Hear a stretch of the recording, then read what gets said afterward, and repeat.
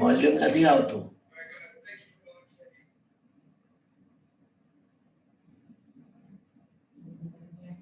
આનંદભાઈ શું થયું ધર્મેન્દ્ર, અવાજ નથી આવતો? હા હવે આવ્યો, હવે ક્લિયર થયું. Okay okay. થોડો થોડો આવે છે, right? Okay, let me go and share. Actual માં નથી આવતો અવાજ. ગીવ મી સમ મિનિટ. તારો આવે છે પણ પેલા મ્યુઝિક નો નતો આવતો એટલા માટે. કેવો રહ્યો પ્રોગ્રામ તમારો?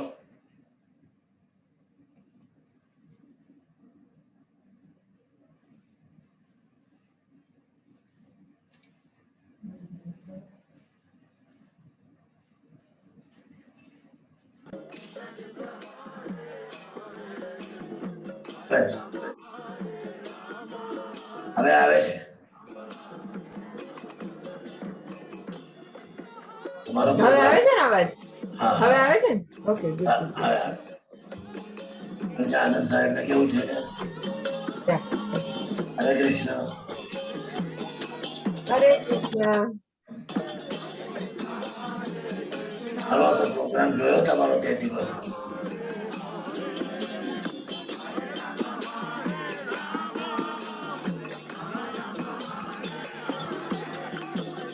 હરે Krishna Vijaybhai.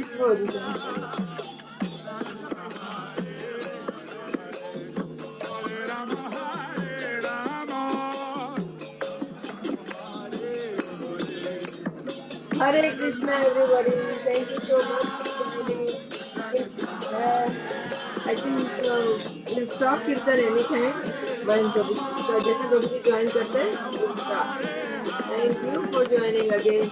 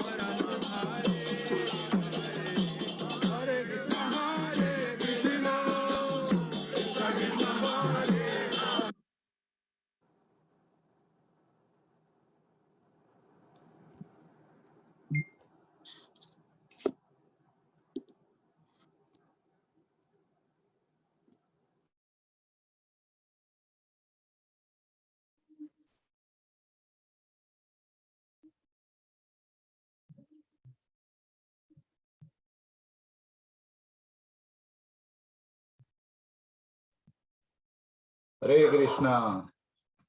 Thank you all for joining.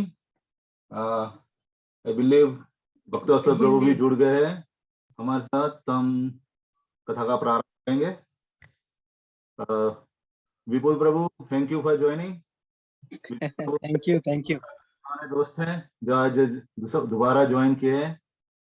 Thank you for coming.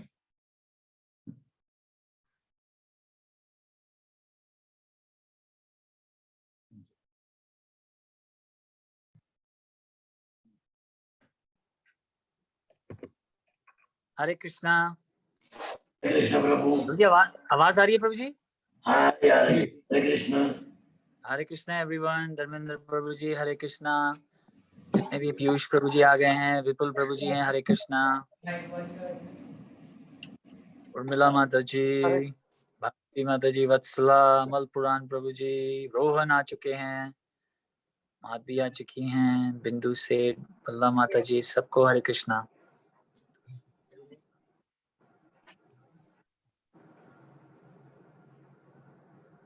Okay प्रभु जी शुरू करें या रुकना है और 2 मिनट?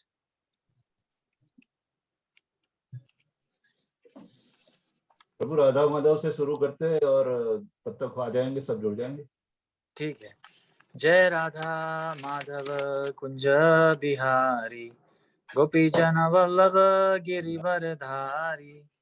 जय राधा माधव कुंज बिहारी, गोपी जन वल्लभ गिरिवर धारी.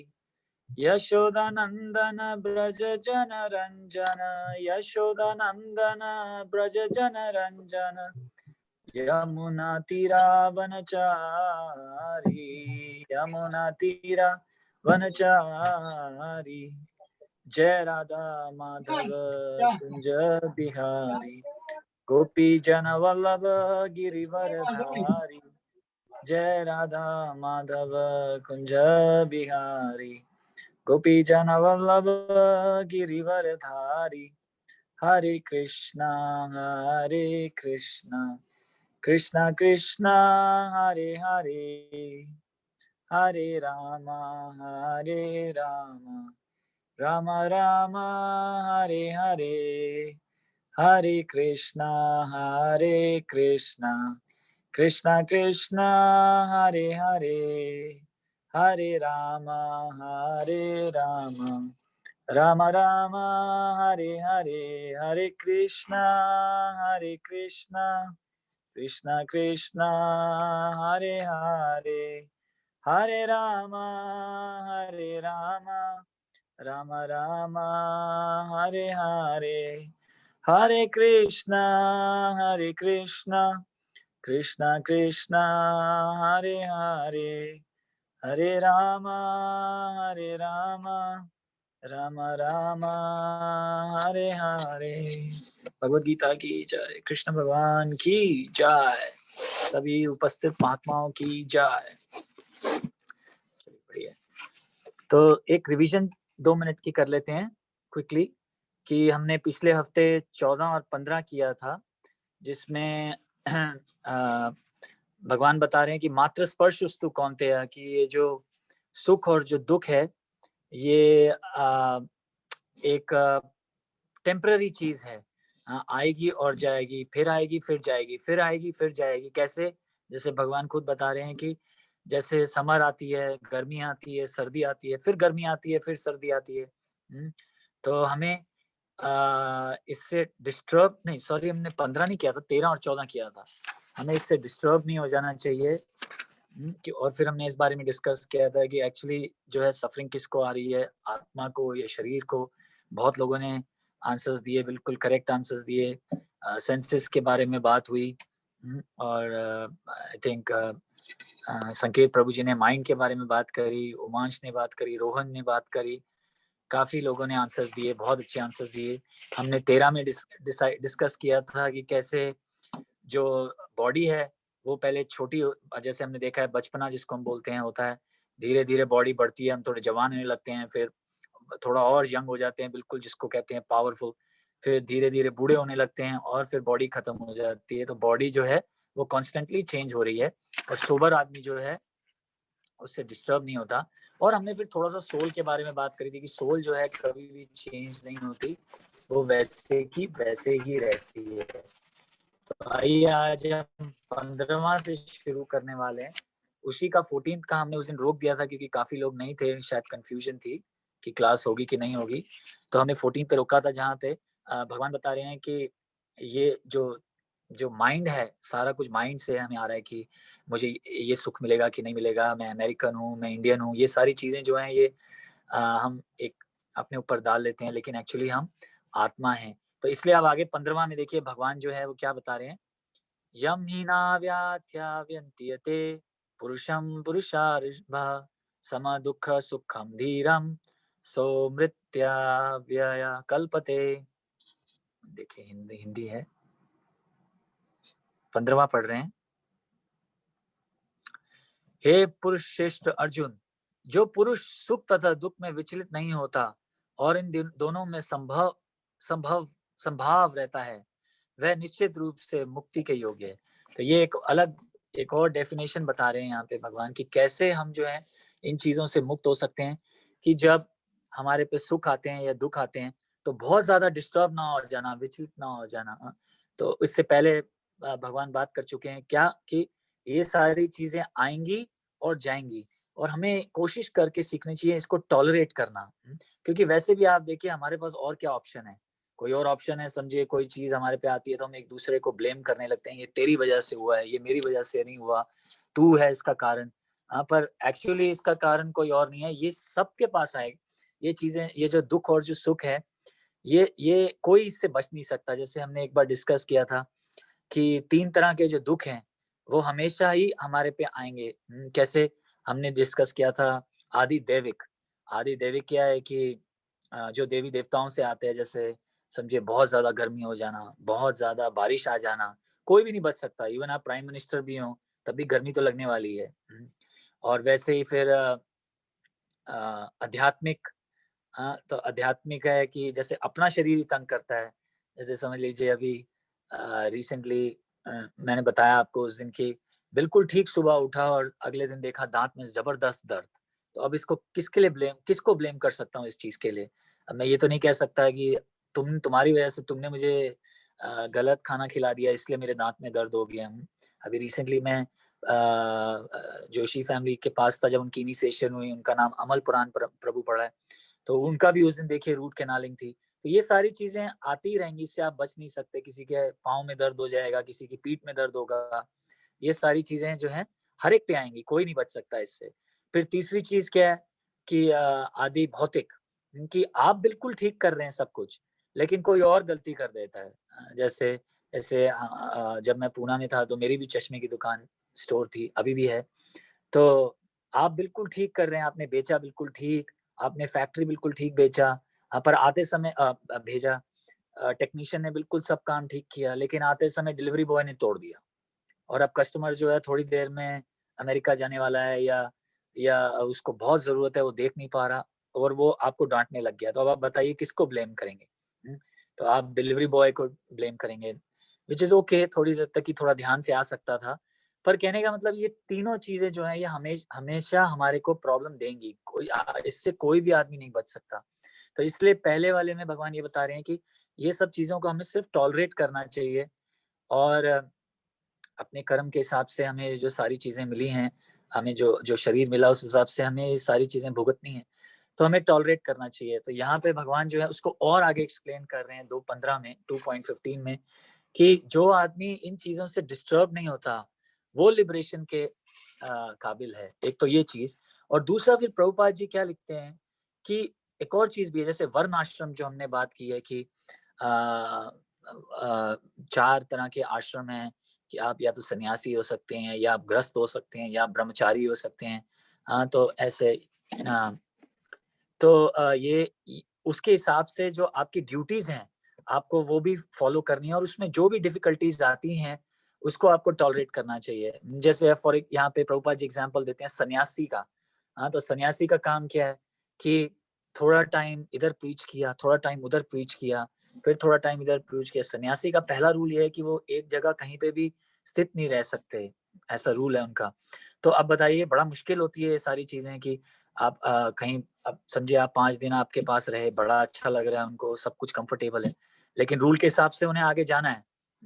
तो जाना है तो जाना ही है, तो उसमें कोई भी डिफिकल्टी हो, पर वो अपना जो धर्म है, उनका सन्यासी का जो धर्म है वो फॉलो करेंगे। वैसे ही हमने कुछ दिन पहले डिस्कस किया था कि एक वाइफ का धर्म है कि हस्बैंड के लिए या नॉट ओनली हस्बैंड, पूरी फैमिली के लिए प्रसाद बनाना, ये सारी चीजें जो भी उनकी ड्यूटीज हैं वो करना। पर अगर आप लेडीज बोलने लगे कि भाई मई जून में तो बहुत गर्मी होती है, मैं किचन के अंदर नहीं जाऊंगी, तो फिर जो है उनका जो धर्म है उसके वो अगेंस्ट जा रही हैं, तो उसमें कोई मतलब सेटिस्फैक्शन नहीं मिलने वाली और आगे जाके तकलीफ ही आने वाली है।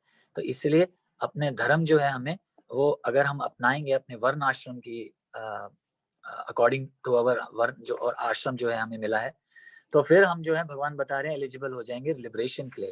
तो यहाँ पे वही चीज आगे और बता रहे हैं कि डिफिकल्टी जो है वो थोड़ी सी हमें आएगी, लेकिन टॉलरेट करना है। जैसे आप देख लीजिए मटेरियल वर्ल्ड में भी जो बॉडी बिल्डर्स होते हैं, मैं देखता हूँ यहाँ अमेरिका में बॉडी बिल्डर्स हैं, उनको बोलो आप ये खा लो, कुछ नहीं खाएंगे, सिर्फ बस वो बिल्कुल थोड़ा खाते हैं, और ऐसी चीजें खाते हैं जिससे गैस ना हो जाए, जिससे पेट ना फूल जाए, ये सारी चीजें वो बहुत ध्यान रखते हैं। आप मॉडल्स देख लीजिए कितना ध्यान रखते हैं, तो टॉलरेट करते हैं चीजें, जब दिल करता है खाने का कुछ फिर भी टॉलरेट करते हैं, क्यों? For a higher purpose. वैसे ही भगवान यहाँ पे ये समझा रहे हैं कि अगर आपको लिबरेशन चाहिए, जो एक कोई चीप चीज नहीं है, तो उस वो हायर पर्पस है, तो उसके लिए ये सारी चीजें जो है हमें टॉलरेट करनी चाहिए। तो यहाँ 15th में ये बता रहे हैं कि अपनी ड्यूटी करो और जो भी तकलीफ आती है उसमें थोड़ा टॉलरेट करना ही पड़ता है। तो आइए अब 16th में चलेंगे। देखिए अब क्या बता रहे हैं, ना असतो विद्यते भावो ना भावो विद्यते सता उभयर अपि दृष्टोऽन्तस् तव अन्योस्तत्त्वदर्शिभः।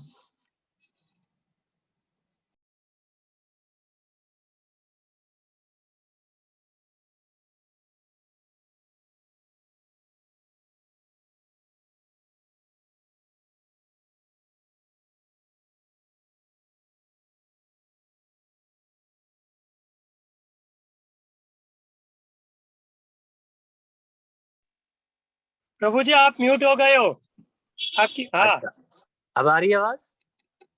हाँ आ रही है। अच्छा जी, सॉरी गलती से लगता हाथ लग गया, सॉरी। तो यहाँ पे भगवान क्या बता रहे हैं कि दो चीजें हैं, असत और पहले में देखिए लिखा है तत्व। आई थिंक मैं म्यूट हो गया था, फिर से रिपीट करता हूँ। तत्वदर्शियों ने यह निष्कर्ष निकाला है, मतलब कंक्लूजन निकाला है कि असत, एक चीज असत बताई है जो भौतिक शरीर के बारे में बता रहे हैं, किंतु सत आत्मा अप्रवृत्तित रहता है। उन्होंने इन दोनों की प्रकृति के अध्ययन द्वारा यह निष्कर्ष निकाला है। यहाँ पे क्या बता रहे हैं भगवान कि दो चीजें बता रहे हैं, क्लियर बातें बता रहे हैं इस बारे में कि एक तो है कि एक है असत जो भौतिक शरीर है और एक है सत जो आत्मा है। तो जो भौतिक शरीर है वो टेम्पररी है और जो आत्मा है वो जो है वो परमानेंट है। तो प्रभुपाद जी इसका एग्जाम्पल देते हैं कि जैसे आसमान है और बादल है, तो जो बादल हैं वो तो टेम्पररी हैं, देखिए वो आते हैं अपना काम करते हैं, बारिश वारिश करते हैं और चले जाते हैं। तो हमारा भौतिक शरीर जो है वो वैसा है। और जो आकाश है वो हमेशा रहता है। देखिए वेदर गर्मी हो, सर्दी हो, वीकेंड्स हो, वीकडेज हो, और हम ऐसा नहीं कि आकाश की ड्यूटी लगी है, आकाश हमेशा आकाश ही रहेगा और हमेशा स्थित रहेगा। वैसे ही जो आत्मा है वो कभी भी डिस्ट्रॉय नहीं होती। जो क्या डिस्ट्रॉय होता है, क्या किसका नाश होता है, शरीर का नाश होता है। यहाँ पे भगवान जो है और एक्सप्लेन कर रहे हैं आत्मा के बारे में।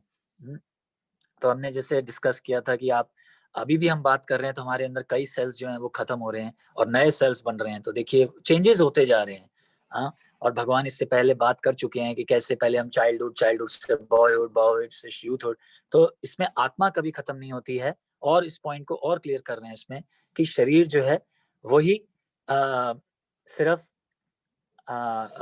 खत्म होता है। अच्छा, एक तो एक तरह से आप देखें कि टेबल जिस पे आप अभी मैं बैठा, जिस पे मैंने सामान रखा हुआ है और हमारे शरीर, उसमें कुछ खास फर्क नहीं है क्योंकि दोनों ही जो हैं वो काम तब, जैसे शरीर टेम्पररी है, जैसे शरीर तभी काम करेगा जब उसके अंदर आत्मा होगी। तो जो आत्मा जो है वो शरीर को लिविंग कर देता है, उसमें जान डाल देता है। जैसे देखिए टेबल में आत्मा नहीं है, तो टेबल जो है इसलिए वो डेड मटेरियल है। ये इसलिए बता रहे हैं प्रभुपाद जी क्योंकि कई जो साइंटिस्ट हैं वो ये बोलते हैं कि हम नहीं मानते आत्मा में, शरीर जो है वो आत्मा हम नहीं मानते। शरीर जो बना हुआ है केमिकल कॉम्बिनेशन से बना हुआ है, केमिकल्स हैं उसके अंदर और वो कुछ कॉम्बिनेशंस हैं। तो प्रभुपाद जी बोलते हैं अगर ये बात है कि अगर ये जो है कुछ केमिकल्स बना के बना हुआ है, तो जब आदमी मर जाता है, जब मृत्यु हो जाती है, तो शरीर तो स्टिल पड़ा हुआ है उसके अंदर, अभी भी पड़ा हुआ है आपके सामने। तो आप उसमें थोड़े से केमिकल्स डाल दीजिए और वो काम करना शुरू कर देगा। क्या कह रहे हैं प्रभु जी?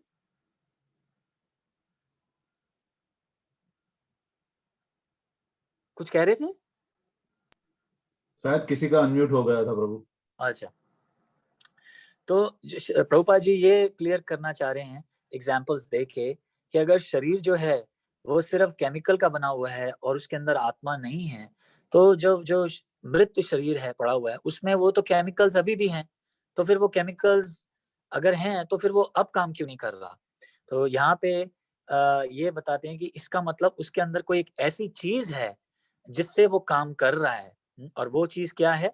वो है आत्मा। आत्मा जब होती है तभी कोई चीज काम कर सकती है। तो प्रभुपाद जी और इसको एग्जाम्पल से क्लियर करते हैं कि जैसे कोई खिलौना है, तो खिलौने के अंदर देखिए बैटरी जब लगती है छोटी सी बैटरी या तो पीठ के पीछे या पेट के पीछे कोई भी टॉय ले लीजिए आप, हाँ, तब जो है खिलौना काम करने लगता है, हाथ हिलाने लगता है, बात करने लगता है, इधर उधर घूमने लगता है। पर अगर आप बैटरी निकाल दें तो वो काम करना बंद कर देगा। एग्जैक्टली वैसे ही जो है हमारा जो शरीर है वो तभी काम करता है जब उसके अंदर आत्मा होती है। अगर आत्मा चली जाएगी तो वो काम नहीं करेगा। जैसे और प्रभुपाद जी इसको और क्लियर करते जाते हैं एग्जांपल्स देके कि जैसे आप देखिए सनलाइट है, पर अगर सनलाइट है इसका मतलब सन है, तभी तो सनलाइट है, और वो सनलाइट जो है वो सब जगह फैली हुई है सन की वजह से। वैसे ही आत्मा की वजह से सारी बॉडी जो है वो काम कर रही है, क्योंकि आत्मा की जो एनर्जी है वो हर जगह फैली हुई है। और वो एनर्जी क्या है? वो कॉन्शियसनेस है, उसको हिंदी में चेतना बोलते हैं। चेतना जो है वो सारे शरीर में फैली हुई है इसकी वजह से। और वैसे भी देखिए आत्मा आत्मा से ही आती है। इससे एक चीज और पता लगती है, सोल कम्स फ्रॉम सोल। हाँ, तो इससे एक चीज और पता लगती है कि भगवान भी जो है वो एक पर्सन है। ऐसा नहीं है कि जैसे हमने कुछ प्रीवियस वर्सेस में डिस्कस किया कि कुछ लोग ये बोलते हैं कि भगवान जो है वो ऊपर एक मतलब निराकार हैं, निर्गुण हैं, वो जस्ट कुछ भी नहीं है, पर्सनल फॉर्म नहीं है उनकी, नीचे आते हैं वो और तब एक पर्सनल फॉर्म ले लेते हैं। ऐसा ये जो फिलॉसफी है ये हम इसको नहीं मानते। तो आप हो सकता है ये सोचें कि ये हम सारी चीजें क्यों डिस्कस कर रहे हैं, क्योंकि अगर आप और लोगों के कई लोगों के ऐसे लेक्चर सुनेंगे, इवन टीवी पे भी आप सुन सकते हैं, नाम नहीं हम बोलेंगे, तो वो कई बार ये सारी चीजें बोलते हैं कि भगवान जो हैं आप ही भगवान हैं। और जब आप नीचे आते हैं तो आपके अंदर आप अपनी जान नहीं सकते अपनी शक्ति को कि आपके अंदर कितनी शक्ति है, विच इज ट्रू, हमारे अंदर बहुत शक्ति है। पर हमने डिस्कस किया था कि हम कभी भगवान नहीं बन सकते, भगवान हमेशा अलग ही हैं। हमने डिस्कस किया था हम छोटे से आत्मा हैं, आत्मा, और हमारी जो क्वालिटी और क्वांटिटी में फर्क है कि हमारे में क्वालिटी वही है जो भगवान में है, लेकिन क्वांटिटी का फर्क है। तो ये सारी जो जो फिलोसफीज भगवान यहाँ पे अब डिस्कस कर रहे हैं, ये इसलिए कर रहे हैं कि कल अगर आप कोई भी कहीं पे भी लेक्चर सुनते हैं तो आपको पता हो कि कोई भी ये अगर आपको बोले कि हम ही भगवान हैं या हम ही परमात्मा हैं, हमारे अंदर ही है सब कुछ है, तो ऐसा नहीं है। हम सिर्फ भगवान के एक अंश हैं। तो यहाँ पे ये यहाँ पे डिस्कस किया जा रहा है कि 16 चैप्टर में कि दो अलग अलग चीजें हैं, और ये बता रहे हैं कि जो इंटेलिजेंट लोग हैं वो इसका डिफरेंस जान पाते हैं। तो अब हम और आगे बढ़ेंगे, धीरे धीरे और आगे बढ़ते जा रहे हैं भगवान 17 में। यहाँ पे उन्होंने सिर्फ एक एक्सप्लेन किया है कि सत और असत की जो जो सत जो है वो जो असत है, जो सॉरी जो एक है हमेशा टेम्पररी रहेगा और एक परमानेंट रहेगा। जो टेम्पररी है वो बॉडी है और परमानेंट जो है वो सोल है, उसका कभी भी नाश नहीं होता। अब आइए 17 पे देखिए, अविनाशी तु तद्विद्धि येन सर्वम इदं ततम विनाशम अव्ययस्य न कश्चित् कर्तुम अर्हति। हो सकता है ये सोल के बारे में थोड़ा टेक्निकल चल रहा हो और इसमें कुछ ज्यादा स्टोरीज नहीं हम डाल पा रहे, पर ये थोड़ी सी फिलोसफी से थोड़ा हमें जानना जरूरी है। इसके बाद हम और चीजें जब करेंगे तो और इंटरेस्टिंग हो जाएगा, इन केस अगर ये कुछ लोगों के लिए हैवी जा रहा हो तो इसलिए हम धीरे धीरे चल रहे हैं। और भगवान भी देखिए वही चीज बार बार रिपीट कर रहे हैं कि हमें श्योर हो जाए कि हम या जो हम आत्मा है और ये बॉडी जो है ये खत्म हो जाएगी थोड़े टाइम बाद। तो इसलिए भगवान इनको अर्जुन को क्यों बता रहे हैं कि अपनी ड्यूटी करो, ये तो डिस्ट्रॉय एनीवे होने वाली है। अब देखिए ये 17 में और बहुत कुछ एक्सप्लेन होगा। देखिए जो सारे शरीर में व्यापक है उसे ही तुम अविनाशी समझो, मतलब क्या? आत्मा। उस अव्यय आत्मा को आगे देखिए बोल ही दिया, अब उस अव्यय आत्मा को नष्ट करने में कोई भी समर्थ नहीं है। तो अब यहाँ पे भगवान और क्या बताने जा रहे हैं 17 में कि फिर से वही बता रहे हैं कि जो आत्मा है वो कभी भी खत्म नहीं होगी और जो बॉडी है वो हमेशा डिस्ट्रॉय हो जाएगी। और प्रभुपाद जी परपोर्ट में क्या बताते हैं कि जो चेतना है, जो कॉन्शियसनेस है हमारी बॉडी में, वो आती है सोल से। जो जो चेतना है उसका जो सोर्स है वो है सोल, जो आत्मा है हमारे अंदर। और जो आत्मा है वो हमारे हार्ट में, हार्ट के अंदर है। और यहाँ पे देखिए उसका साइज भी दिया गया है। पहले शुरुआत ही करते हैं, चलिए देखिए साइज से। तो देखिए परपोर्ट में आप 1 2 3 4 5 6 7 8 9 10 10th लाइन से आप आइए। ऊपर की 10th लाइन में, मैं इंग्लिश में पढ़ रहा हूँ, आप हिंदी में देख सकते हैं कि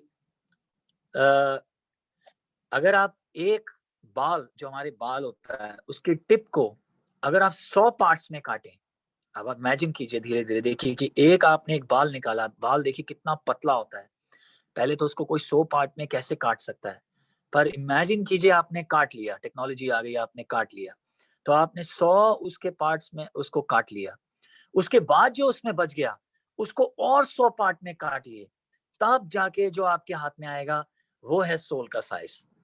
इमेजिन कीजिए, अब देखिए एक बार फिर देखिए क्या बोलते हैं कि एक बाल को निकाला, उसकी टिप को 100 बार काटा, और उसके बाद जो बचा उसको भी 100 बार काटा, तब जाके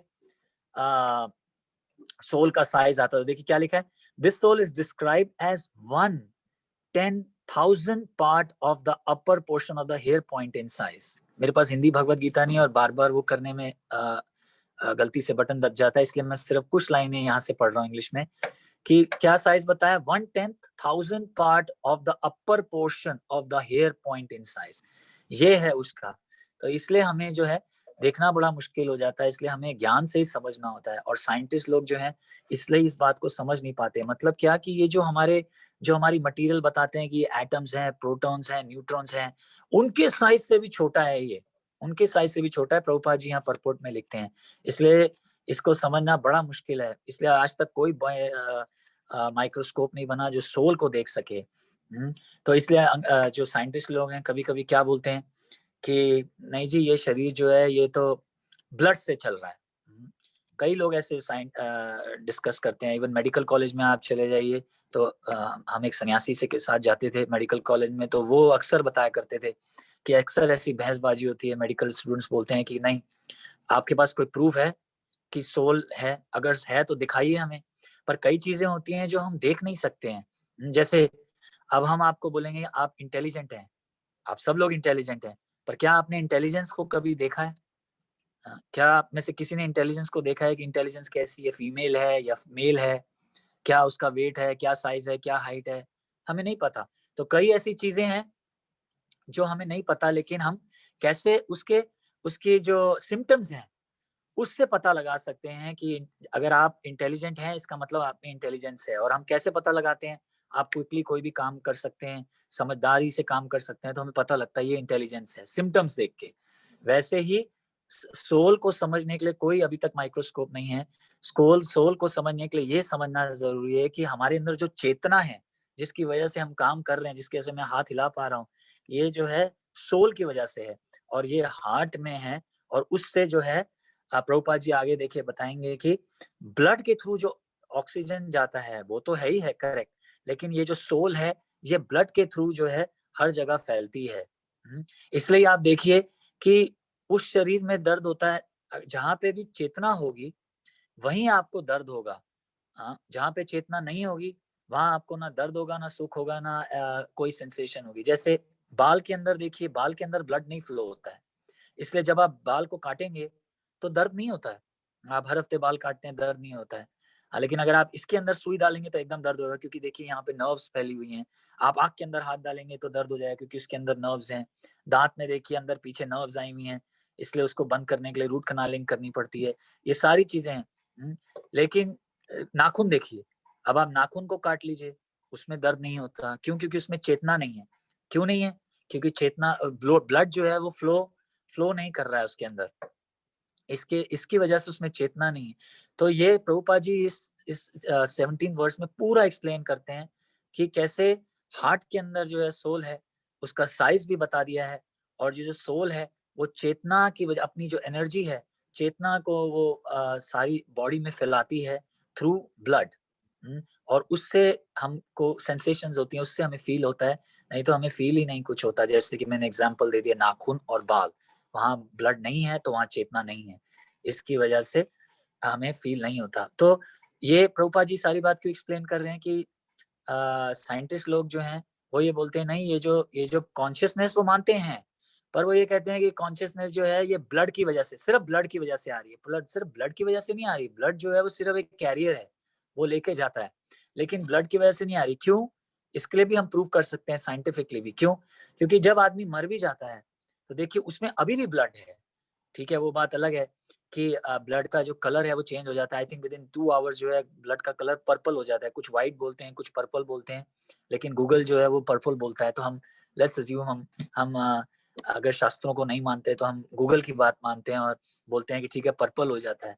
हाँ, पर अगर पर्पल अगर ब्लड से होता अगर सिर्फ ब्लड से होता तो और कुछ लोग ये भी बोलते हैं कि देखो उसका कलर चेंज हो गया, इसकी वजह से अब वो आदमी मर गया, तो आप अभी भी उसके अंदर रेड कलर इंजेक्ट कर सकते हैं, तो फिर वो चलना चाहिए शरीर पर, नहीं चलता है।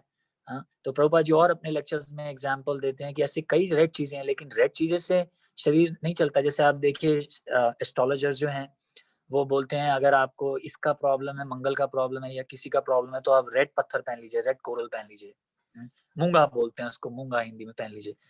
पर मूंगा जो है इटसेल्फ इज जस्ट अ पत्थर, वो तो अपने आप काम नहीं करता है, जबकि कलर तो लाल है। हाँ, मैं ये आप ये बोलेंगे ये क्यों बता रहे हैं, हम लाल कलर के पीछे क्यों पड़ गए हैं?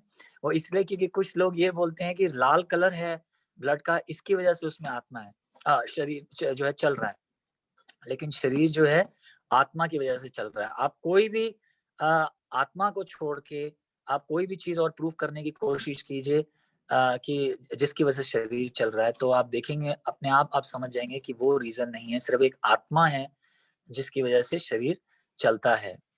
तो जहां पे भी आत्मा होगी वहां पे कॉन्शियसनेस होगी, और जहां नहीं होगी वहां पे कॉन्शियसनेस नहीं होगी और शरीर जो है नहीं चलेगा। अच्छा, एक चीज है, तो मेडिकल स्टूडेंट्स कई बार ये बोलते हैं कि आप बोल रहे हैं कि आत्मा जो है उसकी जो रेस्टिंग प्लेस है वो हार्ट है, राइट? बड़ा अच्छा क्वेश्चन है। देखिए समझने की कोशिश कीजिए कि मेडिकल स्टूडेंट्स भी बड़े अच्छे हैं, पूछते बहुत जबरदस्त क्वेश्चन है। तो ये पूछते हैं कि आजकल तो हार्ट ट्रांसप्लांटेशन होता है ना, इसका हार्ट निकाल के वहां डाल देते हैं, दूसरा हार्ट डाल देते हैं जिसमें हार्ट में प्रॉब्लम होती है। हाँ, तो फिर अगर सोल जो है वो हार्ट के अंदर है तो फिर हार्ट तो आपने चेंज कर दिया, तो फिर अब सोल का क्या होगा? बात तो बिल्कुल सही है, कि प्रश्न सही है, बड़ा कि अगर हार्ट के अंदर है तो हार्ट चेंज हो गया तो अब क्या होगा? पर ये एग्जांपल्स देते हैं प्रभुपाद जी कि ये बिल्कुल ऐसा है कि जैसे ड्राइवर जो है गाड़ी चला रहा है, आप ऐसे एग्जांपल ये इस तरह से समझिए कि शरीर को ले लीजिए, कार ले लीजिए और सोल को ड्राइवर ले लीजिए। तो ड्राइवर जो है कार चला रहा है, कार खराब हो गई तो अब ड्राइवर क्या करेगा? दूसरी गाड़ी खरीद लेगा और उसके अंदर फिर बैठ जाएगा और गाड़ी चलाएगा। वैसे ही अगर आप ट्रांसप्लांट भी कर लेंगे हार्ट को, तो जो अब आप दूसरा हार्ट डालेंगे तो सोल उसके अंदर फिर वहीं आ जाएगी। तो जब तक आपके कर्म हैं जीने के, जब तक आपका टाइम है, तब तक आप हार्ट भी चेंज कर लेंगे तो वहीं रहेगी। जब आपका टाइम खत्म हो गया तब वो जो सोल है वो छोड़ देगी शरीर को। क्यों ना आप वो पुराना वाला हार्ट भी उठा के ले आएंगे, फिर भी वो जो शरीर है, जो आत्मा है वो चली जाएगी। तो यहाँ पे सारी जो 17 में है, सारी ये चीजें एक्सप्लेन की गई है, और इसलिए भगवान बोल रहे हैं कि तो फिर तुम अपनी ड्यूटी करो। तुम सोल तो वैसे ही खत्म नहीं हो पा रही है, सोल जो है इम्पेरिशेबल है, पर सिर्फ बॉडी जो है पेरिशेबल है, तो तुम अपनी ड्यूटी करो। और एक चीज देखिए, एक और चीज हमें डिस्कस करनी है यहाँ पे आज। मैं बार बार ये चीज इसलिए डिस्कस कर रहा हूँ कि कोई भी आदमी कभी भी इसको गलत ना ले ले, कि इसका मतलब ये नहीं कि आज से हमारा कोई बच्चा या हमारी कोई फैमिली मेंबर परेशानी में तो हम बोले जी नहीं, ये तो तुम तो शरीर हो और हम आत्मा है तो हमें ध्यान नहीं करना चाहिए। ऐसा नहीं है, ऐसा हम यहाँ नहीं कह रहे। फिलहाल हमें अपनी ड्यूटीज करनी है, क्योंकि कुछ लोग जो हैं वो अपनी ड्यूटीज से ही स्केप कर जाएंगे, ये बोल के कि भाई मैं तो आत्मा हूँ, मैं शरीर नहीं हूँ, मुझे कुछ लेना देना नहीं है, मैं जा रहा हूँ ऊपर पहाड़ों पे। ऐसा नहीं है। अभी आप 3rd चैप्टर में देखेंगे भगवान अर्जुन को डांट लगाएंगे जब अर्जुन बोलेंगे कि मुझे नहीं लड़ना, मैं तो पहाड़ों पे जाके करूंगा, तो बैठना चाहता हूँ और मेडिटेशन करना चाहता हूँ। तो भगवान देखिए बताएंगे शुरुआत से ही कि अपनी ड्यूटी करनी जरूरी है, पर ड्यूटी ये समझ के कि फिलहाल मैं इस शरीर में हूँ और मुझे शरीर के अपने जो वर्ण आश्रम जो है उसके हिसाब से मुझे अपनी ड्यूटी करनी है। और यहाँ पे ड्यूटी क्या है कि अर्जुन जो है वो क्षत्रिय है, इसलिए भगवान उसको बोल रहे हैं कि अधर्म होने जा रहा है, इसलिए तुम अपनी ड्यूटी करो। आइए अब एक 18th भी करेंगे क्योंकि ये इसके साथ कनेक्टेड है, और उसके बाद रोक देंगे कि ज्यादा ओवरलोड नहीं करना चाहते, ये थोड़ा टेक्निकल चीज चल रही है आत्मा। 18th करेंगे। तो अच्छा सॉरी, एक चीज और है 17 में बहुत इंपॉर्टेंट, सॉरी एक चीज और है कि यहाँ पे देखिए लिखा है ये न सर्वम इदम तत्वम, कि कि यहाँ पे बात हो रही है कि ये जो सोल है, आपकी सोल जो है वो सिर्फ आपके शरीर के बारे में जानती है। जैसे आप जो हैं अपने बारे में जानते हैं कि क्या आपके दुख हैं, क्या आपके सुख हैं, और आपके मन में क्या चल रहा है। लेकिन आप दूसरे के बारे में नहीं जान सकते, है ना। जैसे मैं नहीं जान सकता कि आप लोगों के मन में अभी इस टाइम पे क्या चल रहा है, और आप नहीं जान सकते कि मेरे मन में इसमें क्या चल रहा है ना। तो कुछ लोग ये यहाँ पे बात क्यों करी जा रही है, तो कुछ लोग क्या सोच ये ना सर्वम मतलब क्या बोलने लगते हैं कि देखो ये आत्मा जो है ये सब जगह फैली हुई है और पूरे यूनिवर्स में भी फैली हुई है, और वो आत्मा तुम ही हो, क्योंकि हम अभी तक ये डिस्कस कर रहे हैं कि हम आत्मा हैं। तो यहाँ पे ये जो कुछ लोग हैं ये हमें कंफ्यूज करने की कोशिश करते हैं कि देखो तुम आत्मा मानते हो ना, भगवान भी बोल रहे हैं कि तुम आत्मा हो, तो हम बोलेंगे हम मानते हैं।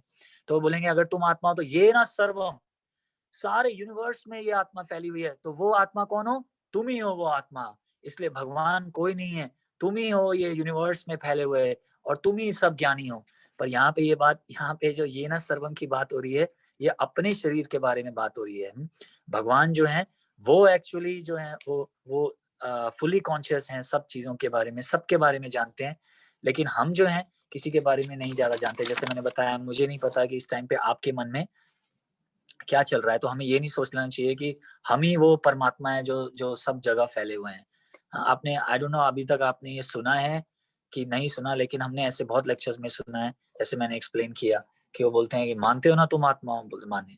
तो देखो ये सारा जगत जो है ये आत्मा चल रहा है, यूनिवर्स जो है आत्मा से चल रही है, तो यही है, तुम ही हो भगवान, और किसी को जानने की जरूरत नहीं है।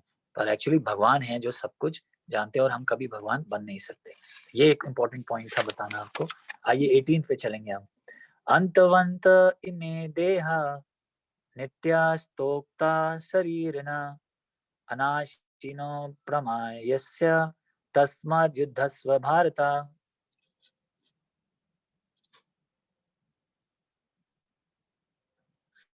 अविनाशी, अप्रमेय तथा शाश्वत जीव के भौतिक शरीर का अंत अवश्य भावी है, अतः भारत वंशी युद्ध करो। वही बात आ गई। देखिए अब भगवान क्या बता रहे हैं, एक नई फिलॉसफी बताने जा रहे हैं। अभी तक भगवान ने देखिए क्या बताया, हम रिवाइज करेंगे कि भाई हम आत्मा हैं, शरीर नहीं है, अधर्म होने जा रहा है, तो तुम शरीर की चिंता मत करो।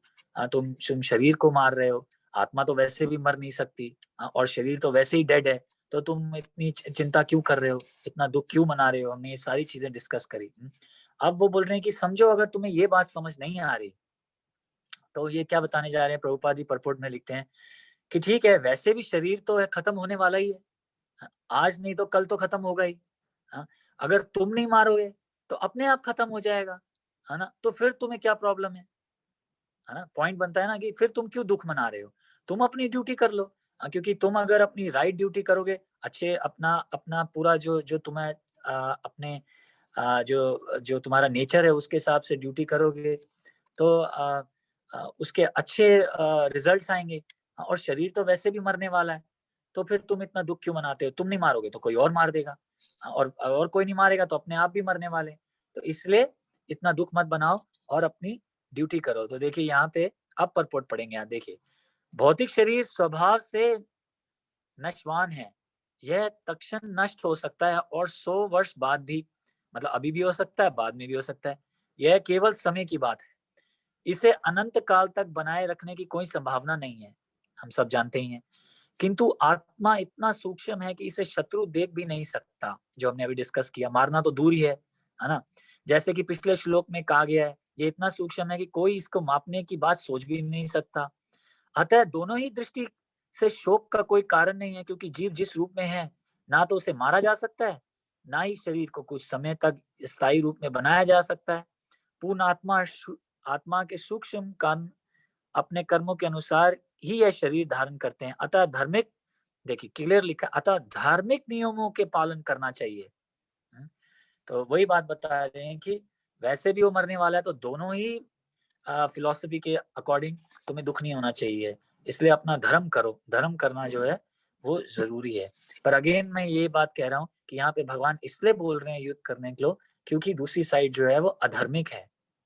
ये बात आप बार बार ध्यान रखिए कि फॉर अ हायर कॉज के लिए हम भगवान जो है उन्हें लड़ने के लिए कह रहे हैं, क्योंकि दूसरी साइड अधर्मिक ऐसा नहीं कि कल हम किसी से भी लड़ना शुरू कर दें और बोलें कि हम अपना धर्म कर रहे हैं। हमें पता होना चाहिए कि हमारा धर्म क्या है। अननेसेसरी किसी को जाके हमें तंग नहीं करना चाहिए। जैसे हमने उस दिन डिस्कस किया कि अननेसेसरी एनिमल्स को मारना, वो आपको क्या कर रहे हैं? वो कुछ भी नहीं कर रहे हैं आपको, तो आप जाके अननेसेसरी उन्हें मार दें सिर्फ एक टेस्ट के लिए, तो वो जो है अधार्मिक काम है। क्योंकि वो आपका कुछ भी नहीं बिगाड़ सकते और ना ही आपको अथॉरिटी है उन्हें मारने की। वो अपने कर्मों के हिसाब से अपना शरीर लेके आए हैं, तो इसलिए मारना उनको नहीं चाहिए। पर ऐसे शास्त्र बताते हैं कि दो ऐसे जीव हैं जिनको आप मार सकते हैं और उनका कोई पाप नहीं आता। एक है सांप। सांप को आप मार सकते हैं, क्योंकि सांप को अगर आप दूध भी पिलाएंगे उसके बाद भी वो डस लेगा। इसलिए देखिए कहावत है कि सांप को दूध भी पिलाओ फिर भी वो डस लेगा।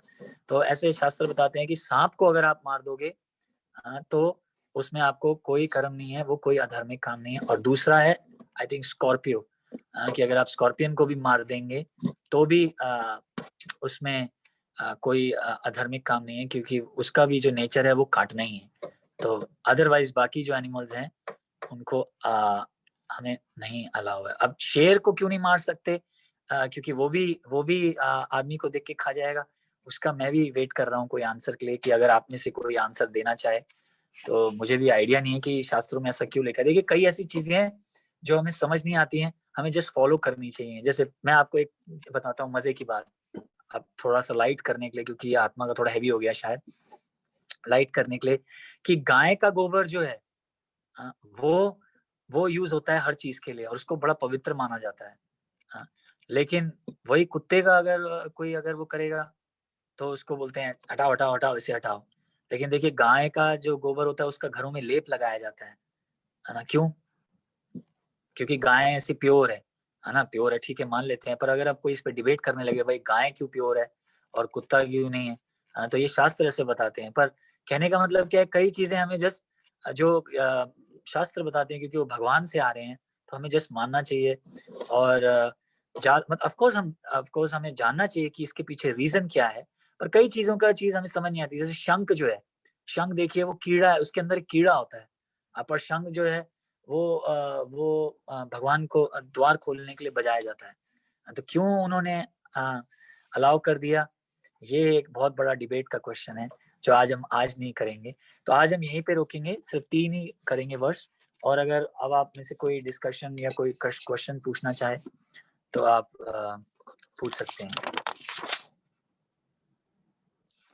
हरे कृष्ण प्रभु जी। हाँ जी, हाँ जी, मैं एक चीज पे थोड़ी सी चर्चा करना चाहूंगा।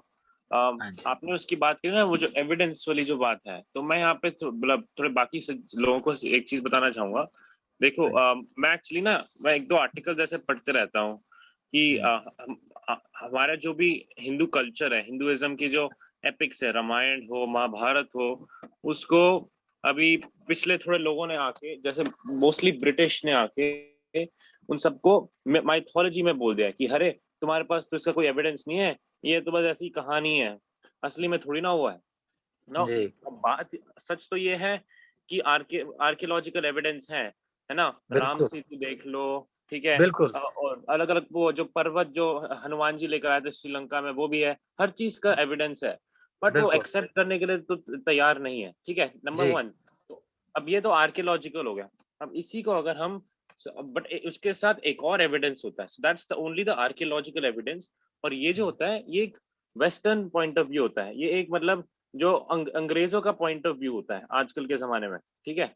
बट एक और चीज की चर्चा मैंने देखी थी एक आर्टिकल में, कि अब आप अगर रामायण की अगर हम बात करें, तो अगर आप कोई भी गांव में जाओगे, वहां के गांव के सारे जो भी लोग होंगे उन सबको रामायण की कहानी अच्छे से पता होगी। कैसे पता होगी? उनके भी पूर्वजों ने उनको बताई होगी, और उनके भी पूर्वजों ने बताई होगी।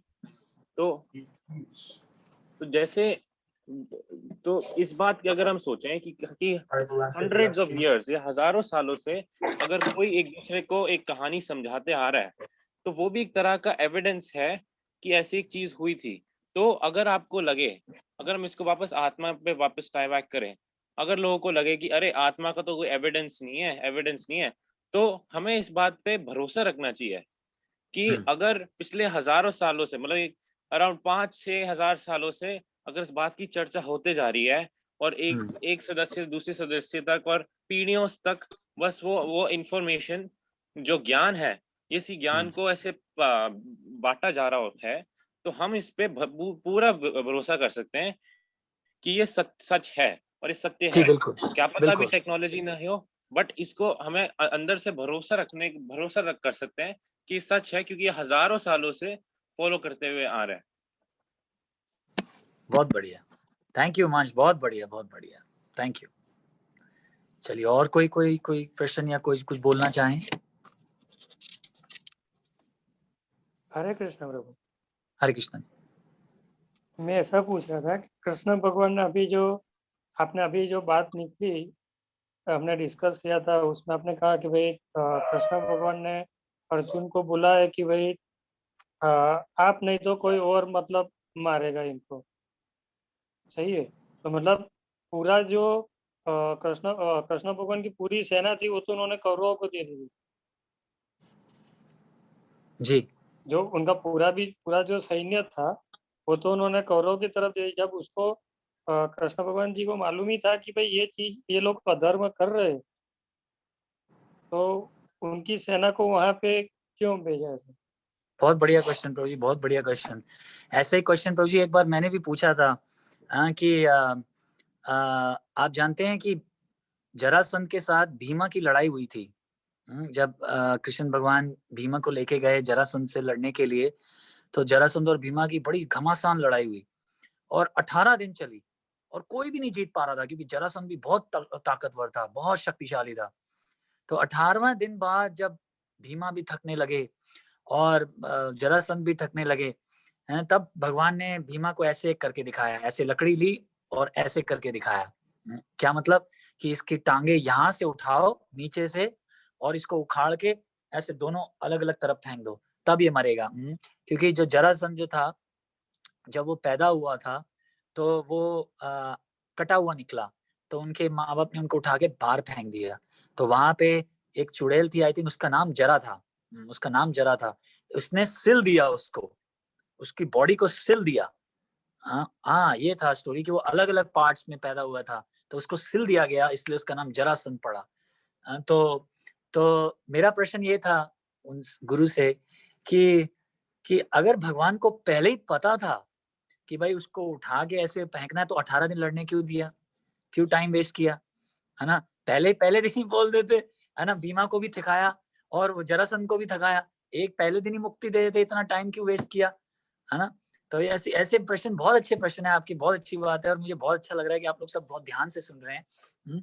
पर इसके पीछे भी कोई ना कोई देखिए रीजन होता है। अब मुझे जरासंध के पीछे क्या स्टोरी का रीजन था मुझे ये नहीं पता, पर जो आप बता रहे हैं कौरवों का, उसका एक रीजन ये बताया जाता है कि भगवान पहली बात तो ये दिखाना चाहते थे कि अगर मेरी आर्मी भी तुम ले लो, पर अगर तुम अधर्मिक हो, तो भी फिर तुम हारोगे। ये इस तरह के जैसे 0 लगाते जाओ, उसकी कोई वैल्यू है? जब तक उसके आगे एक ना लग जाए तब तक उसकी कोई वैल्यू नहीं है। और वो एक कौन है? वो भगवान है। तो जिस तरफ भगवान होंगे, दैट मीन्स जिस तरफ धर्म होगा, जिस तरफ आपके पास गुरु होगा, आपके पास ब्लेसिंग्स होगी भगवान की, उस तरफ ही आपकी विजय होगी। तो आप बोल सकते हैं, तो मेरा ही प्रश्न है एक और आपके साथ ही एक प्रश्न आएगा कि भाई पर फिर उन लोगों को मारा क्यों? आपने दिया ही क्यों उनको? करेक्ट, यही आप बात पूछ रहे हैं ना कि आपने दिया ही क्यों? तो ऐसा होता है, देखिए जो सैनिक थे ना, ये सैनिक आजकल के नहीं, ऐसा नहीं बोलना चाहिए मुझे, ये सैनिक थे ना, ये सब क्षत्रिय थे और इनका काम ही है लड़ना, क्षत्रियों का काम था लड़ना। तो इसलिए भगवान ने अपनी सेना उनको दे दी कि ठीक है भाई तुम क्षत्रिय लड़ो। एक तो ये चीज, दूसरी बात ये कि जितने भी लोगों ने वहां पे युद्ध में भगवान के को देखा और अपनी शरीर छोड़ा, वो सब लोग जो है डेस्टिनेशन में उनको मुक्ति मिली। ऐसा नहीं भगवान ये और शरीर छोड़ा। जैसे आप देखिए भीष्म पितामह को इच्छा मृत्यु का वरदान था, लेकिन वो अपना शरीर छोड़ नहीं रहे थे। वो वेट कर रहे थे कि भगवान जब आएंगे मैं उनके दर्शन लूंगा और तब छोड़ूंगा। वैसे ही जितने भी लोग थे, उन सब लोगों का जो है हायर डेस्टिनेशन हुआ, क्योंकि उन्होंने भगवान के दर्शन किए। ऐसे ही बताते हैं, पूतना की भी एक बहुत अच्छी ऐसी स्टोरी आती है, और हमारे पास अब टाइम है, हम 2 मिनट के भी कर सकते हैं, कि पूतना देखिए भगवान को अपने ब्रेस्ट पे जहर लगा के आई मारने के लिए। पर ऐसा बताया जाता है शास्त्रों में कि भगवान जो है, कृष्णा बुक में भी लिखा है कि भगवान ने जब उन्होंने दूध पिलाया तो उनका मिल्क तो लिया ही लिया, कंज्यूम किया, लेकिन उनकी आत्मा को भी खींच लिया। और ऐसा बताया जाता है कि पूतना जो इतनी गंदे विचारों से आई थी, कोई माँ सोचिए ऐसे बन के आए और जहर पिलाने आए बच्चे को, उसको भी ऊपर वैकुंठ में धत्री एक माँ को बोलते हैं, नर्स धत्री का वो मिला, पोजीशन मिली। अब आप बताइए कि कोई आदमी जहर पिलाने आया भगवान को, और उसके बावजूद भी उसको हेल जाना चाहिए था, नरक जाना चाहिए था, लेकिन उसके बावजूद भी उसको नर्स की एक पोजीशन मिली। क्यों? क्योंकि जस्ट उन्होंने भगवान को कोशिश करी। क्यों ना उन्होंने चीट करने की कोशिश करी, लेकिन भगवान जो है देखिए इतने कृपालु हैं कि ऑल्दो हमारी इंटेंशंस कैसी भी हो, फिर भी उसके बाद भी वो हमें मदद करने के लिए तैयार है कि किसी तरह आप मेरे पास आ जाओ, और इस मटेरियल वर्ल्ड में कुछ ज्यादा सुख नहीं है। आप जब हम 8 चैप्टर पे आएंगे तब हम इसके बारे में और बहुत डिस्कस करेंगे कि कैसे देखिए मटेरियल वर्ल्ड जो है इसमें कोई सुख नहीं है। भगवान कदम कदम पर हमें चांसेस दे रहे हैं कि भैया इससे बाहर आ जाओ। जैसे बोलते हैं ना, तुम 1 कदम बढ़ाओ, मैं 100 कदम बढ़ाऊंगा, पर वो 1 कदम भी हम नहीं बढ़ाते, 1 कदम भी बढ़ाने को हम तैयार नहीं है। दुखी हैं आप देखिए, सिर्फ थोड़ी देर का मजा है, फिर कोई ना कोई प्रॉब्लम आ जाती है। जैसे मैंने अभी आपको शुरुआत में चश्मे का दिया, क्योंकि आपका पीयूष प्रभु जी चश्मे का बिजनेस है। कितनी बार ऐसा हुआ है कि मैंने महंगे चश्मे बनाए, टेक्नीशियन ने उधर जाके उसको स्क्रैच कर दिया, उसका कलर फेड हो गया। फिर उसके बाद आपको तो पता है इंडिया में सब होता है, तो उन्होंने, आपको पता है, मैं बोलूंगा नहीं, और भी लोग हैं सब, तो सबको पता लग जाएगा कि क्या होता है, लेकिन उन्होंने स्क्रैच को छुपाने के लिए आपको पता है क्या किया। ऐसे कितना कुछ होता है। तो मैं बोला कि इतना महंगा चश्मा और तुमने क्या कर दिया बताओ। तो ये मटेरियल वर्ल्ड में पदम पदम यत विपदम ऐसा बोला जाता है कि पद पद पे खतरा है। तो भगवान जो है हमें फुल चांस दे रहे हैं कि किसी तरह तुम 1 कदम उठाओ, मैं तुम्हें अपने पास बुला लूंगा जहाँ पे कोई दुख नहीं है। 8 चैप्टर में देखिए, जब भगवान डिस्कस करेंगे तो अपने स्पिरिचुअल वर्ल्ड के बारे में करेंगे कि वहां पे कोई प्रॉब्लम नहीं है। देखिए, ये मटेरियल वर्ल्ड में प्रॉब्लम्स हमेशा सेम एज के अगर आप रहेंगे तो राइवलरी रहेगी, है ना। जैसे आप पीयूष प्रभु जी, आपका स्टोर है, अगर कोई और साथ वाला स्टोर होगा तो आप जानते हैं कि कंपटीशन होगा, वो कोशिश करेगा जी उसका तो माल अच्छा नहीं है, मेरा ज्यादा अच्छा है ना। अगर आपसे कोई ऊपर होगा तो आप शायद उसे पसंद नहीं करेंगे, और अगर आपसे कोई नीचे होगा तो फिर भी हम पसंद नहीं करेंगे। तो मटेरियल वर्ल्ड में चलता ही रहेगा, लेकिन स्पिरिचुअल वर्ल्ड में ऐसा कुछ भी नहीं है। छोटा बड़ा छोटा एक दूसरे को सब रिस्पेक्ट और प्यार करता है। कोई वहां पे एनवी नहीं है, कंपटीशन नहीं है, कुछ नहीं है। तो पता नहीं बात कहाँ से शुरू हुई, सॉरी माफ कीजिए, बात कहीं और चली गई। पर आपका क्वेश्चन जो है बहुत अच्छा था, और तो पूतना से शुरू हुई। तो भगवान ने सबको चांस दिया, जितने भी लोग लड़ रहे थे युद्ध में, वो सब जो है हायर डेस्टिनेशन उन्होंने पाया। चलिए, और कोई प्रश्न या डिस्कशन? हरे कृष्ण प्रभु जी। हाँ जी संकेत प्रभु जी, हरे Krishna. Okay, Hare Krishna. So question came while you were discussing about soul and consciousness, right? हाँ जी, And you said that consciousness is connected with soul, and soul is getting flowed by the bloodstream. हाँ जी, Wherever. So बराबर। that's a spiritual science. I mean, I can now I want to relate that to medical science. हाँ जी, When you discuss about the heart transplant, and that's when we die, soul transfer to some other body. That's what we already discussed. Correct So correct जी, and when we do organ donation, that time medical science holds that organ alive, and it transferred to some other body after months or years or whenever they need to transplant, right? Eyes deklo, liver transplant, heart transplant. So how the soul is not there at medical terms, right? I mean, because but medical science is holding that alive. That consciousness is still there for that eyes, for that liver, which is already donated out of the body. How that is connected now with the spiritual science? बहुत बढ़िया question है प्रभु जी। मैं एक बार हिंदी में repeat कर देता हूँ। प्रभु जी बोल रहे हैं कि आपने बोला कि जो आत्मा है जब वो चली जाती है तो शरीर खत्म हो जाता है, तो फिर और ब्लड से जो चेतना है वो सब जगह फैली हुई है।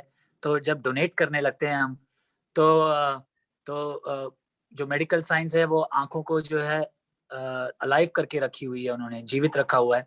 और उसके बाद वो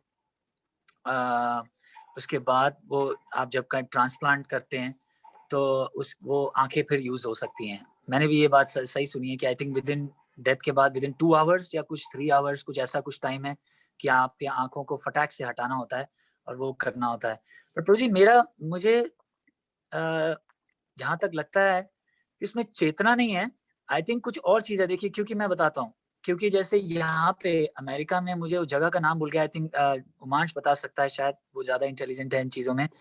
मैं उस दिन कोई लेक्चर सुन रहा था जहाँ पे बताया कि जिसने डिज्नीलैंड बनाया है या मिकी माउस का कुछ बनाया, उसकी बॉडी को उन्होंने अभी भी प्रिजर्व किया हुआ है कुछ केमिकल्स डाल के। तो मुझे ऐसा लगता है कि सोल तो निकल गई, तो वो आंखों को आई थिंक बॉडी से निकाल के किसी चीज में प्रिजर्व किया जा सकता है। जैसे मैं आपको बताता हूँ, मेरी बहन का ब्रेन का ऑपरेशन हुआ था। तो ये जो स्कल है इसको काटा गया, और इसको काटने के बाद ये जो स्कल को निकाल के उन्होंने जो ये थाई है उसको काटा, और काट के उसको जो अंदर केमिकल्स हैं, जो हमारे अंदर ब्लड नहीं, केमिकल्स की बात कर रहा हूँ, उस जो अपर लेयर को काट के उसके अंदर डाल दिया। तो मैंने उससे पूछा कि ये क्यों डाला आपने? उसने बोला ये इतना सॉफ्ट है कि इसको केमिकल्स के अंदर रहना जरूरी है। अगर ये नहीं रहा तो ये कुछ घंटों बाद पत्थर की तरह हार्ड हो जाएगा और ये वापस नहीं लग पाएगा। तो आई एम नॉट श्योर, पर मुझे ऐसा लगता है कि जब डेथ हो जाती है तो ये विद इन 2 आवर्स या तो उसको निकाल के किसी अंदर चीज में प्रिजर्व कर देते हैं और बाद में उसको वो करते हैं, इस फ्रीज तरह से करते उसको हैं अलाइव कि किया गया। हाँ जी, फ्रीज करते हैं उनको कुछ फ्रीजिंग केमिकल्स में करते डाल हैं के। डेफिनेटली किसी चीज में डाल के, पर चेतना नहीं है प्रभु जी। देखिए, क्योंकि चेतना अगर That's हो what तो वो I was आंखें, asking कि हाँ वहाँ जी, वहाँ जो चेतना अगर प्रिजर्व होती तो किया वो है तो तो अभी भी देख पाती। हाँ जी, हाँ जी। that was the question. I mean, preserve करते हैं, but how that is being alive? I mean, वो केमिकल से ही alive रहता है, right? पर चेतना हाँ जी, नहीं है केमिकल, वहाँ, ऐसा है। हाँ जी, चेतना नहीं है, वो सिर्फ केमिकल से प्रिजर्व किया हुआ है। पर तभी आपको उसको 2 घंटे के अंदर दूसरे आदमी के आंखों में डालना है जिसके अंदर चेतना है, तभी वो फिर काम कर सकती है। अगर दूसरे आदमी में चेतना नहीं है तो फिर कैसे काम करेगी वो? जैसे मैंने हार्ट ट्रांसप्लांटेशन का बताया कि किसी का हार्ट लेके आपके हार्ट में डाल दिया गया तो सोल जो है वो वापस बैठ जाती है उसके अंदर और सारा बॉडी फिर से काम करने लगता है। तो वैसे ही आपने आंखें जो हैं उसको केमिकल्स में प्रिजर्व करी हुई, आपने बिल्कुल राइट कहा। और उसके बाद जब आपने दूसरे की आंख में डाला, आंखों में या जो भी किया आपने, पर क्योंकि उसकी बॉडी में अभी भी चेतना है तो इसलिए वो आंखें जो हैं फिर से काम करने लग गई। पर ये कुछ विद इन आवर्स काम करना होता है, विद इन कुछ आवर्स। उससे ज्यादा किया तो आंखें डिस्ट्रॉय हो जाती हैं। जैसे मुझे भी ये बोला गया कि अगर हम 2 महीने बाद जब बाहर निकालेंगे इस कल को, अगर ये उस टाइम तक खराब हो चुकी होगी तो हमें एक एक क्या बोलते हैं उससे, जो वो कौन सा मटेरियल है जो सॉफ्ट होता है बड़ा, ओ गॉड, मिस हो रहा है। हाँ जी, आप क्या कोई एक टिश्यू की बात करोगे जो ब्रेन को जिससे कवर आजकल करता है? जिससे ब्रेस्ट भी बनाई जाती है, वो सॉफ्ट मटेरियल कौन सा होता है? Silicon silicon. तो सिलिकॉन उन्होंने मुझे ये बोला कि सिलिकॉन अगर मेरी सिस्टर का 2 महीने बाद निकाला और अगर वो पार्ट खराब हो गया होगा तो हमें सिलिकॉन और क्ले का मिक्सचर बना के उसको स्कल को बनाना पड़ेगा। पर थैंकफुली जब काटा गया तो उसके अंदर वो प्रिजर्व था। तो वैसे ही आंखों को प्रिजर्व करके जब डालते हैं, पर दूसरे आदमी के अंदर चेतना है तो वो फिर से काम करना शुरू कर देती है, जहाँ तक मुझे लगता है। आई थिंक बाकी अगर और कोई अगर ऐड करना चाहे तो प्लीज कर सकते हैं। It was a very good question और मैंने भी ये सुना है ऐसा। Thank you Prabhu ji, question लेकिन आंसर हुआ आपको लगता है? यू आर सेटिस्फाइड, या मतलब और कोई भी प्लीज ऐड कर सकते हैं? इट्स नॉट कि मैं, हाँ जी।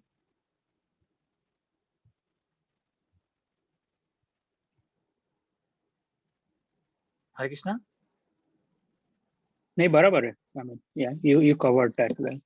है ना, क्योंकि Thank you. दूसरे आदमी में अभी भी चेतना है, हाँ, उसके अंदर अभी भी सोल है, तो जैसे ही आप वो पार्ट फिक्स करते हैं बॉडी फिर से शुरू कर देती है उसको काम करना।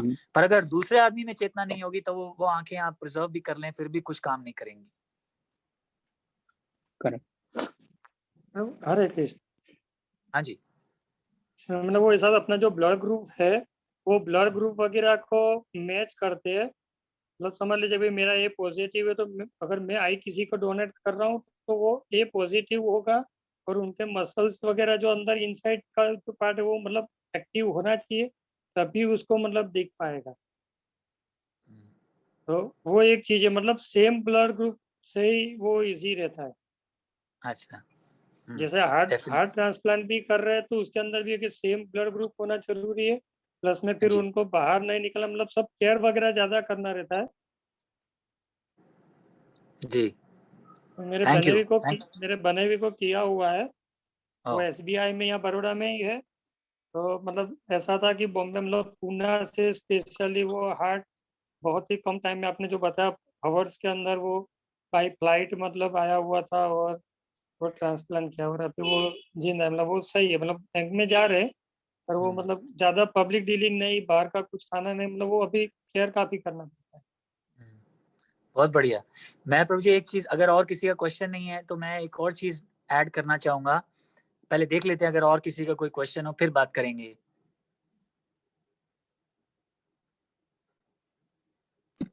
हरे कृष्णा प्रभु जी, मेरे पास हाँ एक जी, क्वेश्चन है, वो सांप और नागों से रिलेटेड है। हाँ आपने जी, थोड़ा चर्चा करी कि जो सांप होता है वो हमेशा डसने के मतलब वो माइंडसेट में होता है, चाहे आप उनको कुछ भी कोई भी चीजें ऑफर करें तब भी वो जी, आपको डसने के लिए तैयार होता है। जी। तो बट एक ये भी बात है कि जैसे शिव भगवान जो हैं वह सांप को एक प्योरिटी का फॉर्म समझते हैं।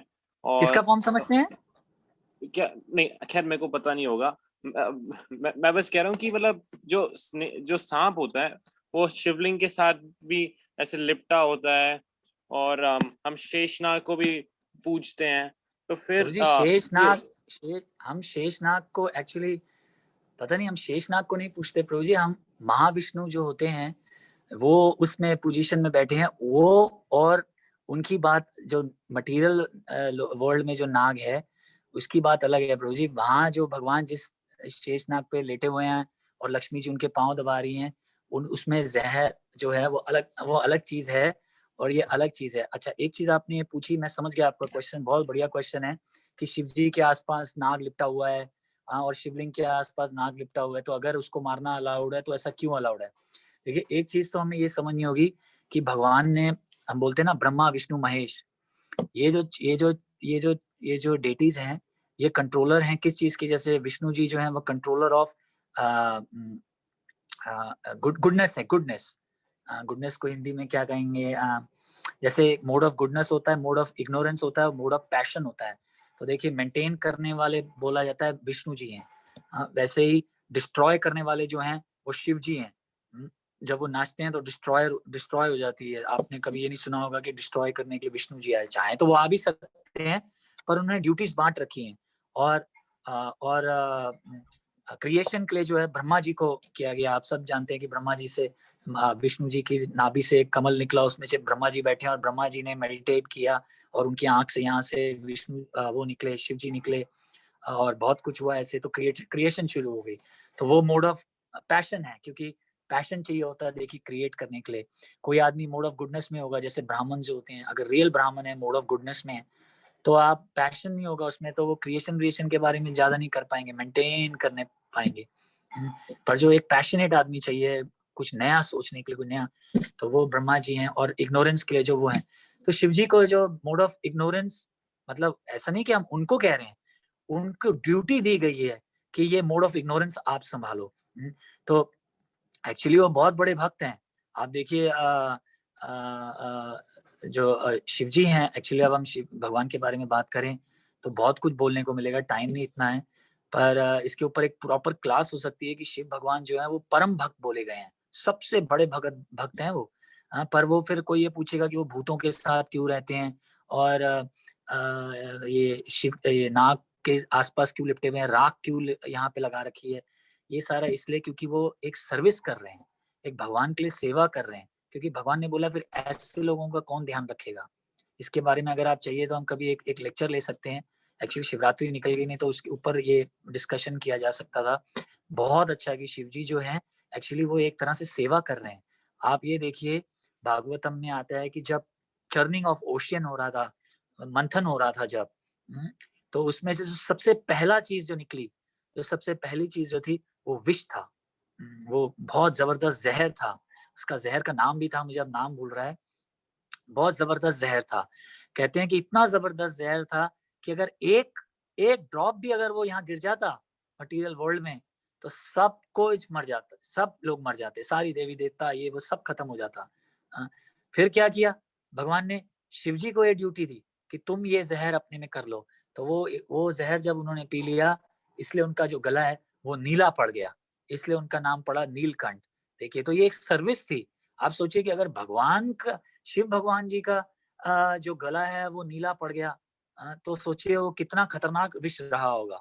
तो ये जो वो काम कर रहे हैं ये as a service to Krishna कर रहे हैं कि भाई मैं आपके लिए, ठीक है, मैं आपने मुझे ड्यूटी दी है, मैं आपकी सेवा कर रहा हूँ। ये वही मैंने अभी तक हम ये चर्चा कर रहे हैं, यही कर रहे हैं कि सबको अपनी अपनी ड्यूटीज करनी है अपने अपने उसके हिसाब से। तो यहाँ पे उनको नेचर दिया गया है कि आपका ये ड्यूटी है और आपको ये करनी है, ऐसे उन्होंने वो कर लिया,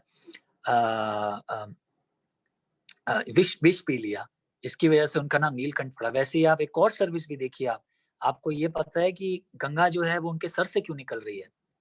इसके पीछे भी एक स्टोरी है, भागीरथ जी की स्टोरी है, लंबी स्टोरी है, हम वहां पे अभी एक्सप्लेन नहीं करेंगे। सिर्फ ये बताएंगे आपको क्विकली कि जब गंगा आने लगी, भागीरथ ने बहुत मुनि ने बहुत तपस्या करी उनके पेरेंट्स को उनकी मुक्ति करने के लिए, तो उन्होंने बहुत तपस्या करी।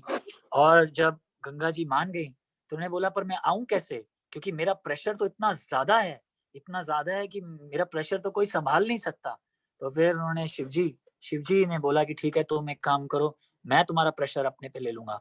तो फिर पहले उन पे आके वो प्रेशर पड़ा और फिर उनके उससे निकला जटा से। तो ये जो शिव जी हैं ये सर्विस कर रहे हैं। ऐसे ही आप देखिए सारे डेमीगॉड्स जो हैं सर्विस कर रहे हैं। दुर्गा माता के ऊपर भी हम कभी डिस्कस कर सकते हैं कि दुर्गा देवी जो भी हैं वो डिस्कस कर रहे हैं। आप पढ़ सकते हैं कृष्णा बुक का 1st चैप्टर, जहाँ पे कृष्ण भगवान ने जब ये 7 बच्चों की बात हो रही थी, कंस जो है मारे जा रहा था, तो उनमें से जो लास्ट बच्चा था जो, तो वो चेंज किया गया। और फिर दुर्गा माता को भगवान ने बोला कि नहीं, दुर्गा माता ऊपर फ्लैश हो गई जब कंस मारने की कोशिश करी, उनको जमीन पे फेंकने की कोशिश करी मारने के लिए, वो ऊपर जाके फ्लैश हो गई। उन्होंने बोला कि तुम मुझे मारने की कोशिश कर रहे हो, जो मारने वाला है वो तो ऑलरेडी कहीं पे पैदा हो चुका है।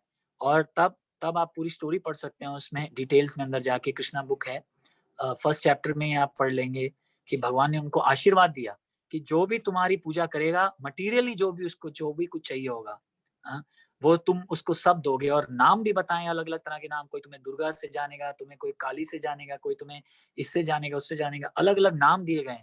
और बोला कि तुम्हारा काम ही ये होगा लोगों को मटीरियल बेनिडिक्शन देना, कि जिसको भी पैसा चाहिए, अच्छा पति चाहिए, अच्छी पत्नी चाहिए, ये चाहिए वो चाहिए, वो तुम्हें आके पूछेगा। लेकिन जिसको भक्ति चाहिए तो वो तुम उसको मेरे पास भेज देना। तो ये देखिए दुर्गा माता भी जो है सेवा कर रही हैं, अलग अलग नाम उनके दिए हुए हैं। बहुत अच्छा, आप पढ़ेंगे तो आपको और बहुत ज्ञान हो जाएगा रोमांच, और बहुत अच्छा लगेगा कि सब जो है अलग अलग अपने हिसाब से सेवा कर रहे हैं। नहीं तो हाँ ये बात है। नहीं तो आप एक ये बात बताइए, मैं पता नहीं पॉइंट छेड़ना नहीं चाहता था, पर आप बताइए कि शिव जी, फिर किसी ने पूछा कि शिव जी भी ऐसे बेनिडिक्शंस दे रहे हैं, हाँ, पर शिव जी खुद फिर क्यों सारा दिन सिर्फ हिमालय में बैठते हैं, उनका कोई घर भी नहीं है, और कोई गोल्ड भी नहीं पहना हुआ उन्होंने, और सिंपली एक बर्फ में बैठे हुए हैं।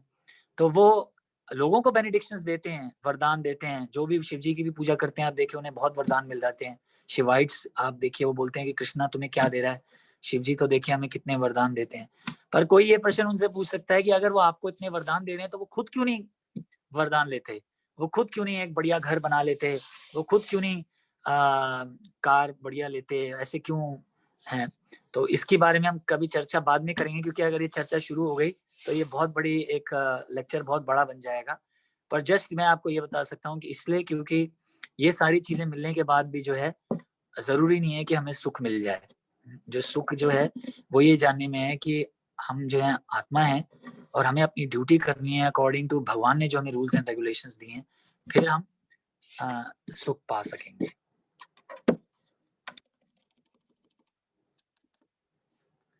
चलिए, तो कोई क्वेश्चन है या कंसर्न है, बताएं।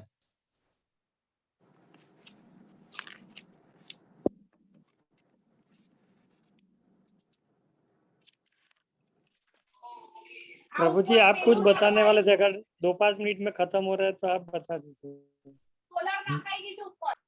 नहीं, मैं क्या बताने वाला था प्रभु जी, मुझे ध्यान नहीं आ रहा, क्या बताने वाला था?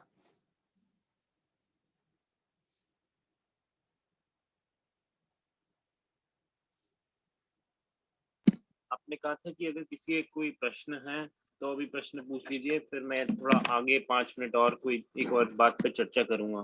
तो शायद उस बात की बात कर रहे हैं कि आप वो। हाँ जी हाँ जी हाँ जी हाँ जी हाँ जी। हाँ, मैं ये बताने वाला था कि मेडिकल स्टूडेंट एक मेडिकल प्रोफेसर हैं, हार्ट सर्जन हैं, तो वो एक बार ये बात बता रहे थे कि जब हम ये चर्चा कर रहे थे कि कैसे हार्ट ट्रांसप्लांट होता है और फिर सोल उसमें बैठ जाती है, तो उन्होंने एक बड़ी ओपनली और ऑनेस्टली एक बड़ी बात बताई कि जब वो हार्ट को ट्रांसप्लांट करते हैं तो जब जो दूसरा हार्ट होता है वो बर्फ के अंदर पड़ा होता है, फ्रीज होता है, और उसको निकाल के जब आप ऐसे डालने लगते हैं तो उस टाइम पे वो बता रहे थे, पॉज लिया उन्होंने और वो बता रहे थे कि हम में से किसी में भी शक्ति नहीं है कि वो हार्ट को किसी तरह बोले कि चल पंप कर। ये शक्ति कैसे आती है? सिर्फ भगवान पे ही। वो कहते हैं सिर्फ भगवान पे ही हम डिपेंडेंट हैं। इसलिए बोला कि आप बिल्कुल सही बोल रहे हैं कि हमारे हाथ में कुछ नहीं है, हम सोचते हैं।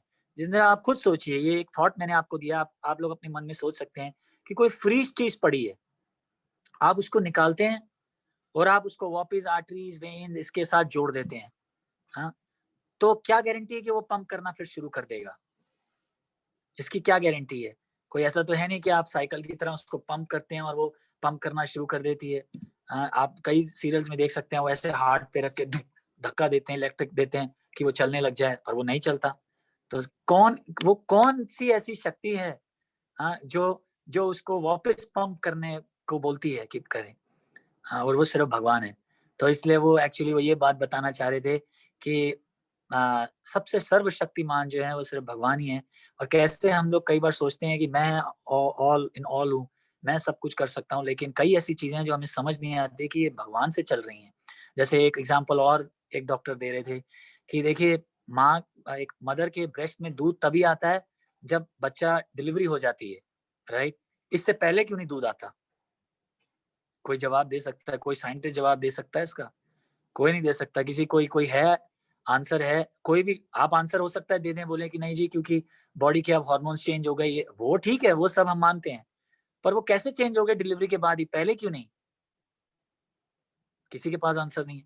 तो कई ऐसी चीजें हैं जो जो हम नहीं समझ सकते। हमारा जो अभी हमारा जो माइंड है वो उसमें इतनी शक्ति नहीं है कि हम भगवान के साथ एक भगवान की जो सृष्टि बनाई हुई है, क्रिएशन बनाई हुई है, how it is working, we don't know. कोई ये बता सकता है कि स्टार्स जो हैं, आप ये बता सकते हैं कि स्टार्स हैं वो चमक रहे हैं, ये स्टार ये है, ये पोल स्टार है, ये स्टार है, पर कोई ये बता सकता है कि वो लटके कैसे पड़े हैं अभी तक? तो आप बोलेंगे नहीं उसकी ग्रेविटी है, ये है वो, पर ये वो नहीं है। आप कैसे, कोई बता सकता है भगवान की सृष्टि है कि कैसे प्लैनेट्स जो हैं, जो स्टार्स हैं वो आसमान में वो हैं? इसका कोई जवाब नहीं है। इसलिए आई थिंक न्यूटन थे या कौन से, इन चीजों में सॉरी थोड़ा वीक हूँ, पर मुझे बार-बार नाम भूल जाते हैं। पर किसी ने, साइंटिस्ट ने तो ये बोला कि ये क्रिएशन अपने आप से नहीं बनी हुई, जैसे हम उस दिन डिस्कस कर रहे थे कि बिग बैंग, लोग बोलते हैं बिग बैंग हुआ और उसके बाद सब कुछ अपने आप बाहर आ गया। इट्स नॉट पॉसिबल, क्योंकि अगर ऐसा होता तो आप देखिए ट्विन टावर्स में बिग बैंग हुआ था, प्लेन आया और उसने धाड़ जाके मारा और सारे क्रैश हो गए, पर उसमें एक्सप्लोजन के बाद कोई क्रिएशन नहीं हुई, डिस्ट्रक्शन हो गई, राइट? तो जैसे जो ये फिलॉसफी है कि बिग बैंग एक्सप्लोजन, एक एक्सप्लोजन हुआ और क्रिएशन हो गई, ये this is not very convincing. अगर ऐसे होता तो आप बिल्डिंग में जस्ट एक बैंग कीजिए और एक्सप्लोजन कीजिए और क्रिएशन हो जाएगी। ऐसा नहीं है, हमें क्रिएशन करने के लिए देखिए एक एक चीज को लाना पड़ता है। तो इसका मतलब सृष्टि को बनाने वाला भी कोई आदमी है, आदमी मतलब वही कोई क्रिएटर है। और वो कौन है क्रिएटर? कृष्ण भगवान है। ये सृष्टि अपने आप से नहीं चल रही है, इसके पीछे कोई है जो इसको चला रहा है, और वो कौन है? कृष्ण भगवान। और लास्ट में हम ये बोल के कंक्लूड करेंगे कि और भगवान को पाना बहुत इजी है। कैसे पाना है? सिर्फ नाम जब के आप बोलेंगे हरे कृष्णा कृष्णा कृष्णा हरे हरे, हरे राम राम राम हरे हरे। भगवान बार बार बोल रहे हैं कि मेरे नाम में और मेरे में कोई फर्क नहीं है। क्यों? क्योंकि हम पहले भी डिस्कस किया है और भी हम आगे जाके अभी और धीरे धीरे डिस्कस करने वाले हैं कि भगवान के शरीर में हमारी तरह शरीर नहीं है उनका। देखिए हम शरीर अलग है, आत्मा अलग है। भगवान का ऐसा नश्वर शरीर नहीं है, ऐसा डिस्ट्रक्ट होने वाला शरीर नहीं है। उनका शरीर है, उनके शरीर और आत्मा में कोई फर्क नहीं है। वो जिसको कहते हैं क्या नाम बोलेंगे, मतलब ही इज जस्ट यही बोलेंगे, there is no difference between his body and his and him. इसलिए जब आप कृष्ण कृष्ण बोलते हैं तो वो आपके सामने प्रस्तुत हो जाते हैं, आपके सामने आ जाते हैं। पर अगर आप मेरा नाम बोलेंगे तो मैं आपके पास नहीं आ पाऊंगा, है ना, क्योंकि आप मेरे शरीर का नाम बोल रहे हैं। लेकिन जब आप कृष्ण कृष्ण बोलते हैं तो भगवान एक्चुअली में आपके पास है। वो समझने की बात है कि हम समझ पा रहे हैं कि नहीं समझ पा रहे हैं, क्योंकि अभी हमारी जो चेतना है वो इतनी एलिवेटेड नहीं है। इसलिए हम नाम जपते हैं भगवान का, इसलिए हम मंदिरों में जाते हैं। देखिए मूर्ति के सामने जाके प्रे करते हैं, क्योंकि वो मूर्ति में भी आ चुके हैं। इसके बारे में भी हम और बात करेंगे कि कैसे मूर्ति is also as good as Krishna. वो कैसे वो हम आगे में करेंगे, क्योंकि भगवान बोल रहे हैं earth water fire air ether all are my energies. तो वो इनमें से किसी भी चीज से बनाई हुई कोई भी चीज में अगर आप प्रॉपर वैदिक स्टाइल से उनको इनवाइट करेंगे तो वो उसके अंदर आ जाते हैं। इसके बारे में कभी और डिस्कशन करेंगे, बड़ी डिस्कशन है, कभी करेंगे। कभी ये सारी बातें डिस्कस करेंगे, शिव जी के बारे में डिस्कस करेंगे और इन सब के बारे में डिस्कस करेंगे। चलिए, अगर और किसी का प्रश्न नहीं है तो आज खत्म करते हैं। 10:45 हो गए हैं। नहीं तो अगर और कोई बात करना चाहते हैं तो आप कर सकते हैं।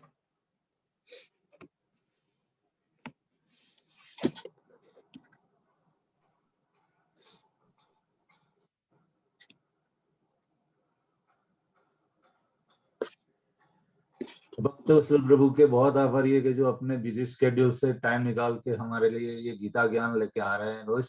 तो प्रभु thank you for coming every Saturday. Thank you, क्योंकि आप लोग जब आते हैं तो बड़ा मजा आता है डिस्कशंस करके। बड़े इंटरेस्टिंग सवाल आते हैं और बहुत अच्छा लगता है। इस बहाने एक्चुअली मैं भी पढ़ने लगता हूँ, थोड़ा और पढ़ने लगता हूँ मैं। अच्छा लगता है कि चलो भाई पढ़ेंगे, कोई मेरे से कोई ऐसा क्वेश्चन पूछ ले जो आंसर ना आए तो क्या करें। इसलिए आप लोगों की वजह से एक्चुअली मैं भी पढ़ता हूँ। नहीं तो क्योंकि वर्ल्ड ऐसा है, इसमें इतना आदमी डिस्ट्रैक्ट हो जाता है कि पढ़ने का समय नहीं मिलता। खास करके स्पिरिचुअल, क्योंकि आदमी सोचता है मुझे पता है, कोई दिक्कत नहीं है, मुझे सब पता है। लेकिन जब आप लोग आते हैं तो अच्छा लगता है डिस्कस करके, तो बहुत मजा आता है। Thank you very much. आप आते रहिए और हमें चांस दीजिए, मुझे चांस देते रहिए कि मैं और पढ़ूं थोड़ा। और कल आप लोग सब प्लीज जरूर आइए, क्योंकि कल आने वाले और 2-3 जो वर्ड्स हैं वो और बहुत मजेदार हैं। इसमें हम देखिए ये डिस्कस करेंगे, मैं जस्ट आपको एक ट्रेलर दे देता हूँ कि ये डिस्कस करेंगे कि अगर समझिए मैं आपको गोली मार दूं, समझिए, सिर्फ मैं मारने नहीं वाला, पर जस्ट समझिए, मेरे पास है भी नहीं, पर समझिए अगर मैं आपको गोली मार दूं तो कल अगर मैं कोर्ट में जाऊं तो मैं बोलूंगा भाई आत्मा तो मरती नहीं और शरीर जो है वो वैसे ही डेड है, तो मेरे को पनिशमेंट क्यों दी जाए? सोचने वाली बात है ना। कोई ये बोल सकता है जज को कि आत्मा तो वैसे ही मरती नहीं है और शरीर मरा हुआ है, तो मैंने मारा किसको मारा, वो कल जानिए। इसके लिए आप आइए 9:30 बजे कल, और कल हम सुनेंगे। जैसे इंडियन सीरियल्स में बोलते हैं ना, क्या ये हुआ वो हुआ, जानने के लिए कल आइए। ऐसे जानने के लिए कल आइए और हम आगे पढ़ेंगे कि भगवान इसके बारे में क्या बोलते हैं। भक्त तो आज उपस्थित है, उन सभी का भी आभारी है जो जुड़ रहे हैं रोज Saturday. Thank you for coming. और कल सुबह 9:30 बजे यूएस टाइम और 7 बजे इंडियन टाइम पे वापस मिलेंगे और प्रभु की कथा का ज्ञान आगे बांट। Thank you very much. धुन बाकी रह गया। हाँ जी, खत्म करने से धुन पहले बाकी रह गया। हाँ हरे कृष्णा मंत्र 3 बार हाँ जी, बोलना। हाँ जी, हाँ जी, बिल्कुल। चलिए 3 बार हरे कृष्णा जप करेंगे।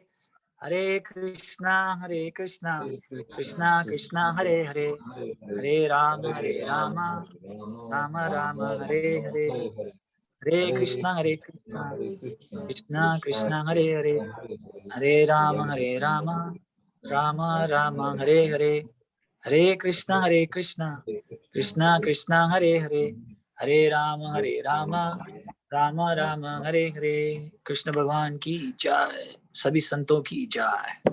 चलिए कल 9:30 बजे मिलेंगे। Thank you. हरे कृष्णा। हरे कृष्णा। हरे कृष्णा।